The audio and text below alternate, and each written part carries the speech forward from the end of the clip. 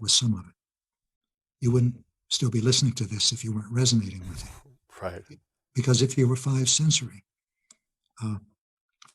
humans don't have within their experience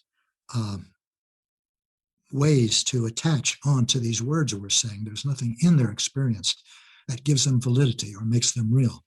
And so it sounds like New Age fluff or poof or someone trying to manipulate me. Mm-hmm. But as you become aware of your expanded perception, as you become multisensory, then these things have a sense of meaning. They call to you. Now, here's the thing. The first time you do this, you might not even be able to do it. For example, mm-hmm. I was so angry for all of my life, most of it, not all. Really?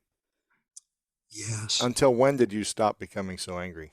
When I started to realize that the world isn't what I thought it was, and that I'm creating everything that I'm experiencing in it.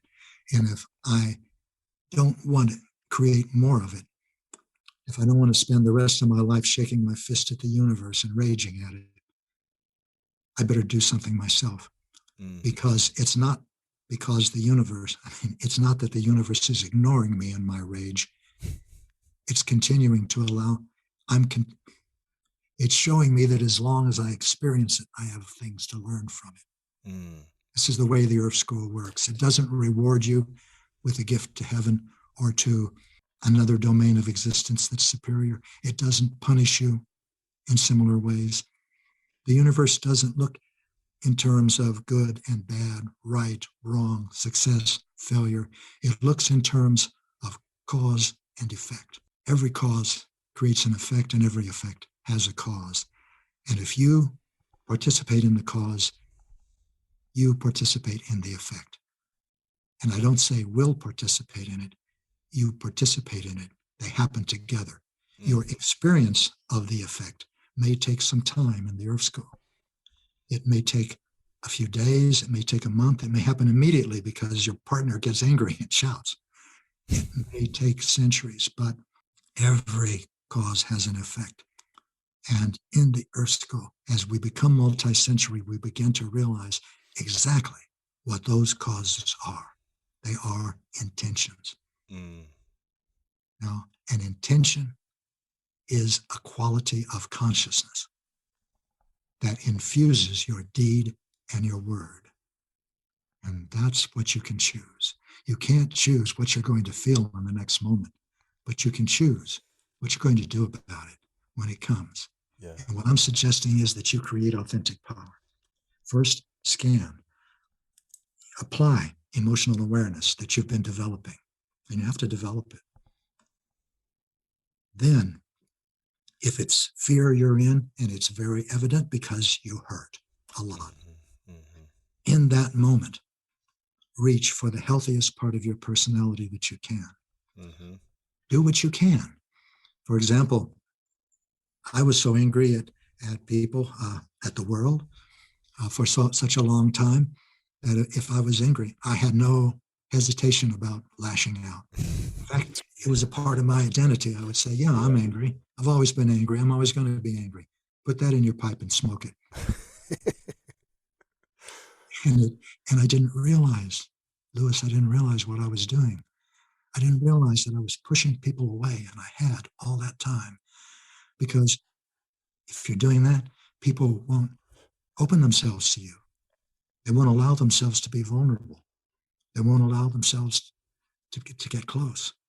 And not only that, the only people that you're going to experience in your life are people that are like you. Because everyone in my life was like me. They were intellectual, superior, arrogant, angry. Competitive, yeah. Very, yeah. So how old were you when you realized that anger was not the answer anymore and actually started to integrate more peaceful responses as opposed to holding on to anger? Yeah, well, more healthy responses for sure. It didn't happen to me like that. I didn't think, wow, this anger is no good. I've got to do something about this. it didn't happen that way. It happened when I wrote a book on physics. Mm. I got invited to the Lawrence Berkeley Laboratory when I was living in San Francisco for a Friday afternoon meeting of physicists. And I went because I wanted to see what they looked like. I mean, I never liked science. I can't do mathematics, but I was curious. And this group of 10 or 12 physicists was discussing the question, are we creating the reality that we're experimenting with? They weren't discussing mathematics during that meeting. It was a qualitative, not a quantitative discussion. And I could not believe my ears. This was exactly the kind of question that I discussed with my friends in coffee shops in North Beach. What was the question again? Are we creating the reality that we're experimenting with? And I came home after that meeting so excited. I felt like I'd had 2 cups of cappuccino and they were all sparking off my fingertips, all of that energy. And I could not explain what was exciting me. And I couldn't for weeks. All I knew is I couldn't sit still. It was so exciting. And I knew I was on to something, and I knew what it was, but I couldn't explain it. I didn't know what it was because I couldn't explain it. But so I asked them if they would let me come back. And they said yes. The organizer of this meeting was my age. And well, none of them were very much older. This was a long time ago. But that's interesting. Time is interesting. When you look at your memories and you think, wow, that happened 10 years ago, not in your consciousness. It's still happening. It happened yesterday. That's how crisp and clear it is. But I'm diverted a little bit. I want to go back to the central question. What do you do when you wake up in your life and you develop emotional awareness and you find yourself in fear? This is natural because when you become aware in your life, you become aware of everything. You don't just become aware of joy and happiness and gratitude and all the good things that are happening. You don't even judge. You become aware of everything. You start to see everything in a different light. You see what's there for the first time, and you see your experiences in a different light. While you're experiencing the pain of a frightened part of your personality, you reach for the healthiest part. And that's what I'm saying. When I first started doing this, if I were angry, before I had no hesitation in lashing out. Then when I was challenging my anger, all I might be able to do is just stand and with my jaw clenched, my fist clenched by my side, and just not say anything, just not talk, and just do it, just not talk. And I didn't realize what a big step that was because it put me in a different universe of people. Until then, I was in a universe of people who were angry and they lashed out whenever they felt like it. Then I started drawing to me people who were angry like me, but determined not to be controlled by their anger. It's a different world. Then gradually I could begin to relax a little bit when I was angry. Then unclench my teeth. Then eventually start to listen. It was a process of continually challenging this frightened part of my personality that we're calling anger. So when you're creating authentic power, it's not an event, it's a process. Or at least if you're like me, it's incremental. Yeah. And the first time you create it, and the second and fourth and 10th, maybe not that much happens, but you know that you're doing something big. Because until that moment, this part has controlled you. This part of your personality has controlled you. Eventually, that part of you move beyond the control of that part of your personality. It still comes. You still feel it. You still think the thoughts, but it doesn't penetrate you the way it used to. It runs off your back like it's more like water running off the feathers of a duck. And it loses its control over you. That's the creation of authentic power. Eventually, you move beyond the pain because you move into love, and love is not painful. But the purpose of creating authentic power is not to escape from pain. The purpose of creating authentic power is to be able to move through your life with an empowered heart without attachment to the outcome. Mm. That's our evolutionary path now.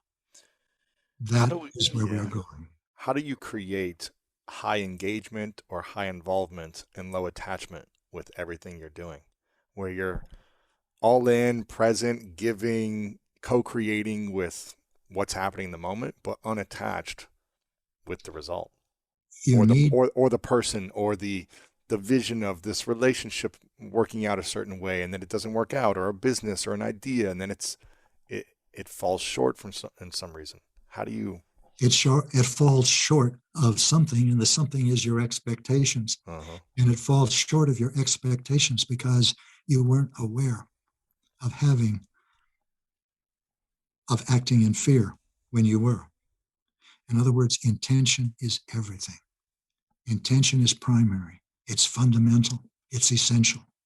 If you don't know what your intention is, you're still going to create consequences, but they're going to surprise you when you come, because you will discover that you did create what you intended, but you weren't aware of what your intention was. That's where emotional awareness will always show you when you're in fear or when you're in love. And when you're in fear, your intention is to pursue the old understanding of power as ability to manipulate and control. That's the five sensory understanding. And that now produces only violence and destruction. It used to be good medicine. It used to be the way we evolved. We used to evolve by surviving, and we survived by pursuing external power. Mm-hmm. Now we are multisensory. We evolve by growing spiritually, and we grow spiritually by creating authentic power, by transforming ourselves with our own emotional awareness and volition.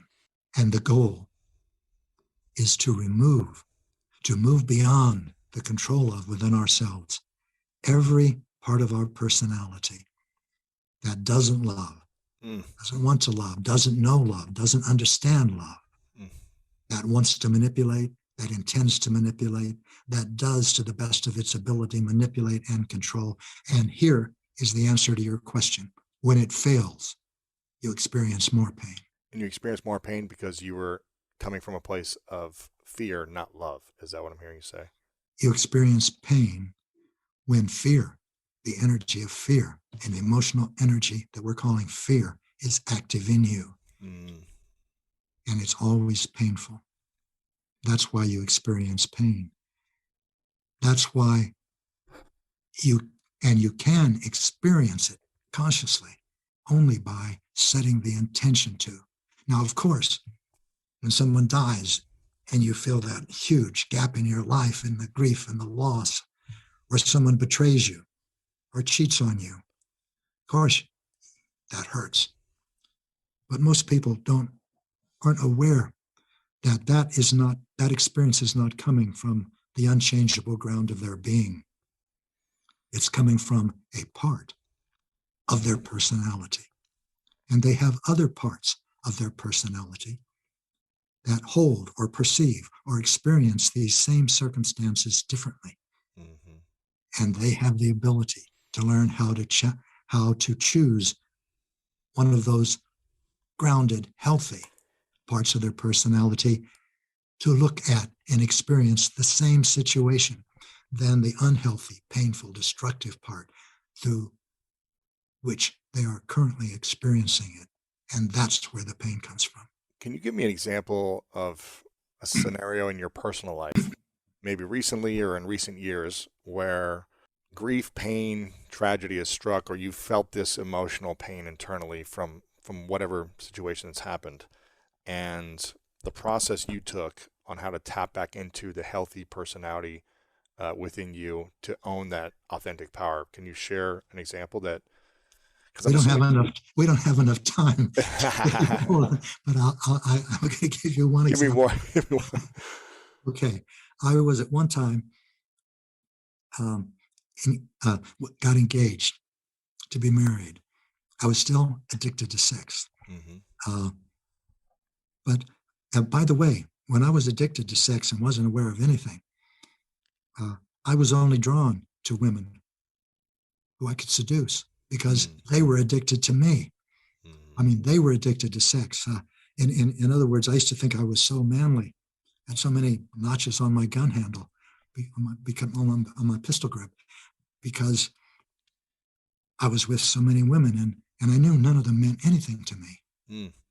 But when I discovered, Lewis, that I didn't mean anything more to them than they meant to me, that's the experience I had. That's it. That's when I realized. When I stopped smoking a long time ago, I remember looking down at my fingers, these two fingertips, where I held the finger, and I saw they were yellow, and I had that same feeling. Oh, that's ugly. That's what I saw about sexual addiction. It's a mutual. I thought I was preying on the women. They were preying on me. It was mutual it was mutual prey, not Prey, mutual preying. And that was what helped me. And that's the example that I want to give you. With this woman that I was with, I got to a place in my life where I could begin to see qualities in some of the women I was with. I was still addicted to sex. Their genitals were still the most important thing to me. The size of their breasts, the appearance of their face. If they didn't look like a Playboy model, which was the magazine in the day, they fell short. They're falling short again of my